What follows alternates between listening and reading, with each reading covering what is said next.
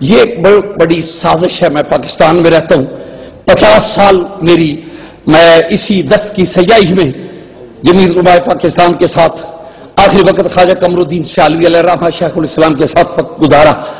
اکابرین کے ساتھ ان میں کم عمر آدمی ہوں لیکن ان کے کفش برداریاں کرتے سیاق و سباق کو سیاسی معاملات کو خدا ذوالجلال نے تھوڑی سی عقل دی ہے. یہ مسئلہ اٹھانا یہ اپنی طرف سے نہیں یہ غیروں کی طرف سے ہے تاکہ یہ مسئلہ جو مدتوں کسی نے نہیں اٹھایا اس کو اٹھانے کی کیا ضرورت ہے اس وقت. اس لیے کہ ثواب اعظم سننی ہے اس کو 2 حصوں میں تقسیم کرنے کے لیے یہ شک پڑتا ہے کہ کسی نے کسی سے ادھار نہ کھا لیا ہو. اس لیے کسی سے ادھار نہ کھا لیا ہو لہذا اہل سنت و جماعت دنیا کائنات کے ہر معاملے میں کمپرومائز کر جائیں لیکن اپنے عقیدے کے معاملے میں میدان عمل میں اتر آئیں.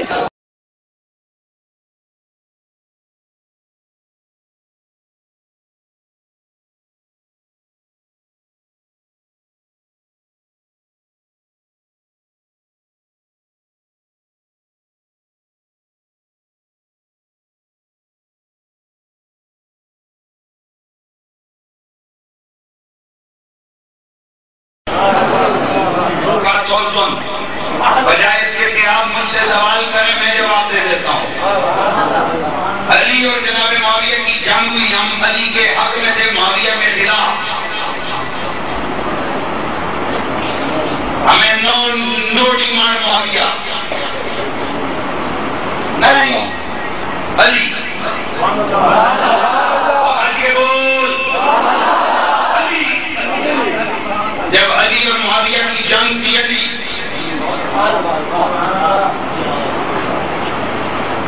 یہ جنگ کوفے تک گئی علی شام میں ہوئی علی صفین میں ہوئی علی معاویہ نہیں علی. جب یہ جنگ پہنچی امام حسن تک تو معاویہ نہیں حسن. آل بیت کے گھڑے کے لوگ یار گھبرائیں کیوں شرمائیں کیوں دھمکے کی چوٹ پہ کیوں نہ کہیں حسن.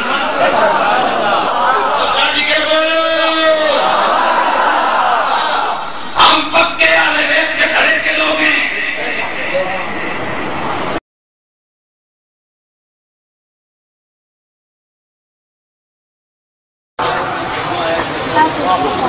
اور وہ صحابی جنہوں نے اسلام پھیلایا ہو مسلمان بنایا ہو رومیوں کی کمر توڑی ہو 20 سال گورنر 20 سال خلیفہ بن کر یہودیت نصرانیت کو دھول چٹایا ہو وہ امیر معاویہ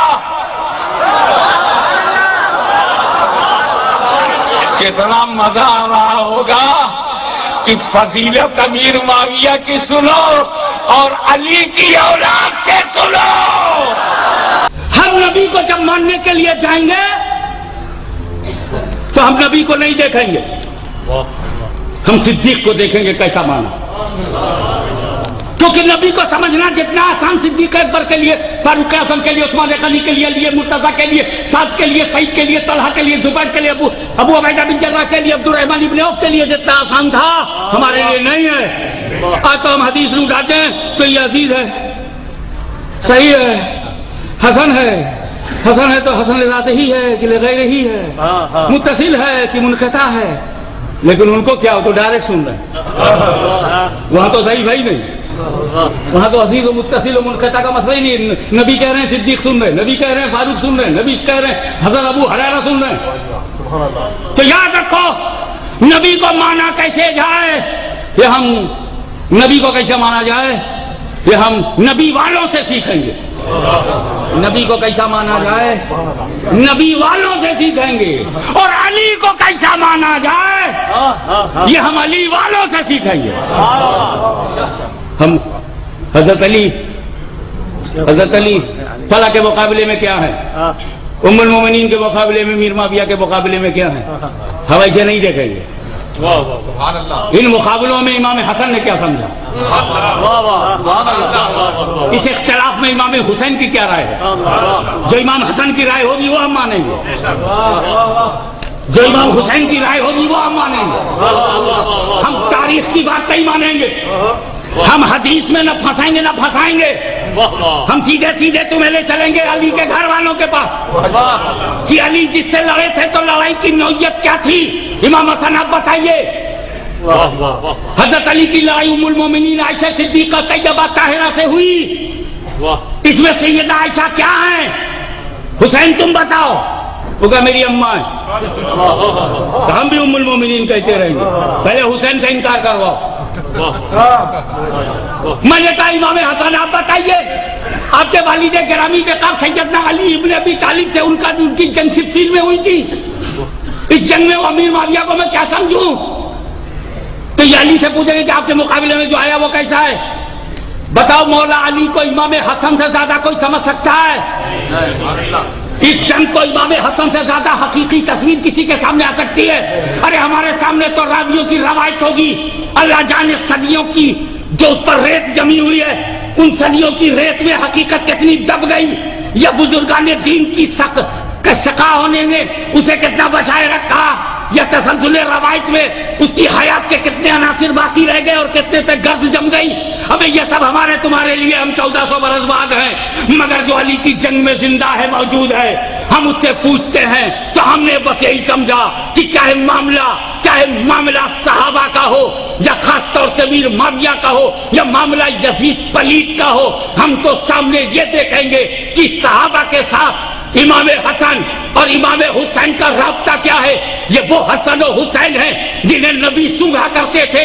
یہ وہ حسن و حسین ہیں جو نوجوانان جنت کے سردار ہیں. یہ وہ حسن اور حسین ہیں آیت تطہیر کا جس پر چھایا ہے. یہ وہ حسن و حسین ہیں جن کی بارگاہ میں بڑے بڑے اقواس و اختاب سجود نیاز لٹاتے ہیں. یہ وہ حسن و حسین ہیں جن کے وجود پر چادر زہرا چھائی ہوئی ہے. یہ وہ حسن و حسین ہیں جو کردار مستقبی میں ڈھلے ہوئے ہیں. یہ وہ حسن اور حسین ہیں جو ذوالفقار کی دھار ہیں, اس کا وقار ہیں, قوت پروردگار ہیں, اور ہمارے لیے باعث قرار ہیں. یہ وہ حسن ہیں.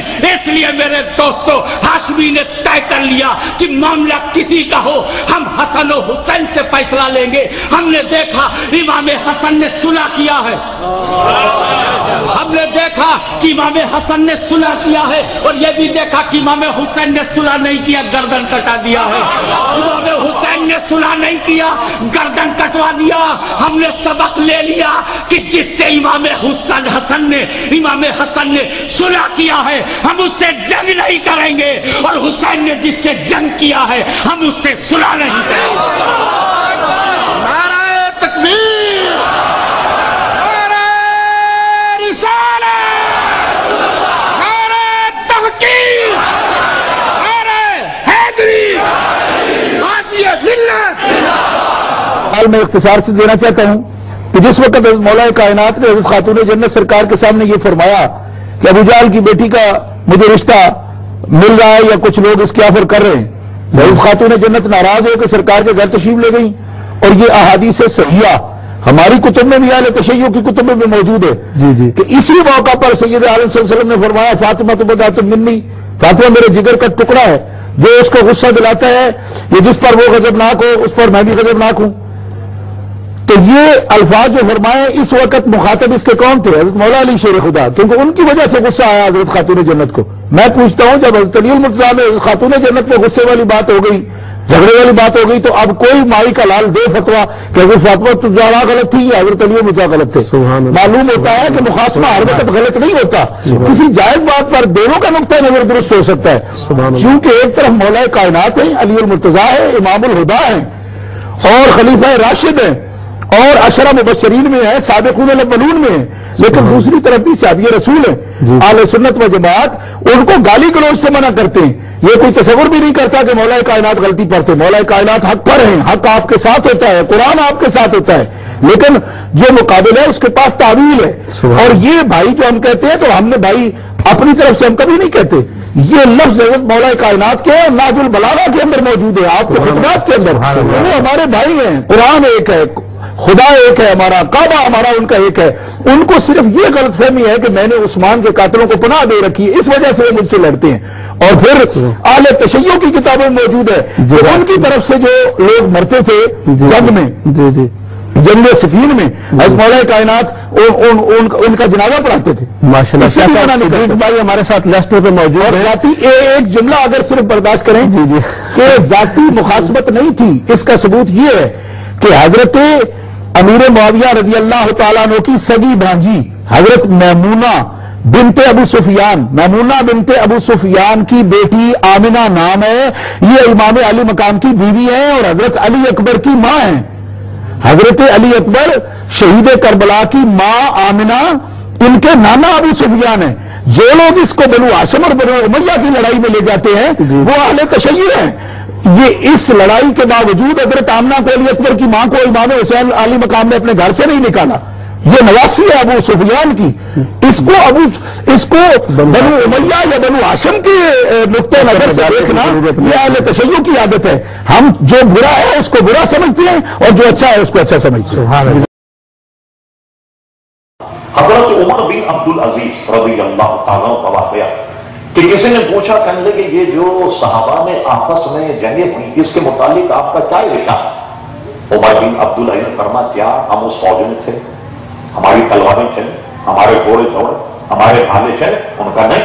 فرما جب اللہ تعالیٰ نے ہماری تلواروں کو محفوظ رکھا، ہمیں چاہیے کہ اپنی زبانوں کو بھی محفوظ رکھیں.